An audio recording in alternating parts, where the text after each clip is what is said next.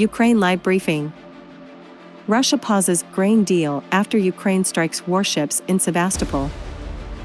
Russia suspended its UN brokered deal to allow Ukrainian grain shipments through the Black Sea, state agencies said Saturday, after a drone attack that damaged at least one of its warships near the Crimean city of Sevastopol. Ukraine and Russia signed the deal this summer after the Russian Navy blockaded shipments from Odessa and 2 other Ukrainian ports. Last year, Ukraine accounted for 10% of global wheat exports, according to the United Nations. One of Russia's warships sustained minor damage in the attack, Moscow said earlier Saturday, without offering evidence.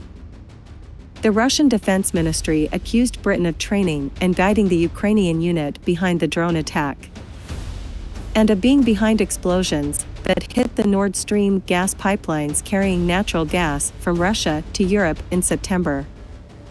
Britain responded that Russia was making false claims of an epic scale, while a Ukrainian official appeared to mock Russia's claims as ludicrous. Key developments. The Kremlin will no longer guarantee the safety of civilian dry cargo ships participating in the Black Sea Grain Initiative and will suspend its implementation from today for an indefinite period, Russia's foreign ministry said Sunday. Saturday's drone attacks off the Crimean city of Sevastopol lasted several hours. The Russian-installed governor, Mikhail Razvozhev, said on Telegram. He urged residents not to write social media posts or share video about what they saw, saying that would provide Ukrainian forces with information about the city's defenses. Sevastopol is the largest city in Crimea, which was illegally annexed by Moscow in 2014. UN Secretary-General Antonio Guterres on Friday urged participating countries to allow a renewal of the Black Sea Grain Initiative, which is set to expire November 19. The agreement facilitates the safe shipment of grains and fertilizer from Ukraine. Many countries, particularly in Africa and the Middle East, rely on Ukrainian grain and fertilizer to feed their populations.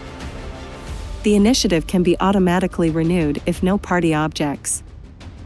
But Russia's move to suspend its responsibilities may jeopardize such a renewal. The strikes were carried out by Ukrainian special forces and destroyed at least 3 Russian warships, the Mariupol City Council said on Telegram. Anton Gayashenko, advisor to Ukraine's Minister of Internal Affairs, tweeted earlier that several Russian warships were destroyed, including a frigate and a landing ship, according to some sources. The Washington Post could not verify the number of ships damaged or destroyed. Russia's defense ministry accused British specialists of helping to plan the drone attacks, offering no evidence to support the claims. It also blamed the British Navy for recent explosions at the Nord Stream gas pipelines, again without evidence. Britain called Russia's claims an invented story designed to detract from their disastrous handling of the illegal invasion of Ukraine, adding that it says more about the arguments going on inside the Russian government than it does about the West. Meanwhile, Gayashenko mocked the Russian claims, tweeting that people should listen to further military briefings from Russia to find out what else the U.S. and combat mosquitoes are guilty of. Zelensky said about 4 million people are under energy use restrictions as Ukraine attempts to stretch scarce resources after Russian forces destroyed infrastructure around the country. His warning came as Kyiv Mayor Vitaly Klitschko told Britain's Telegraph newspaper that the capital is preparing for the worst-case scenario as winter approaches and warned that people would freeze to death if Western countries do not send blankets and generators. Battleground updates. Some migrants in Russia have been swept into the ranks of the Russian military, despite having no obligation to serve. Migrants seeking help from the Russian government have been coerced or tricked into signing papers, advocates say, while others were wrongly issued draft documents and sent to fight.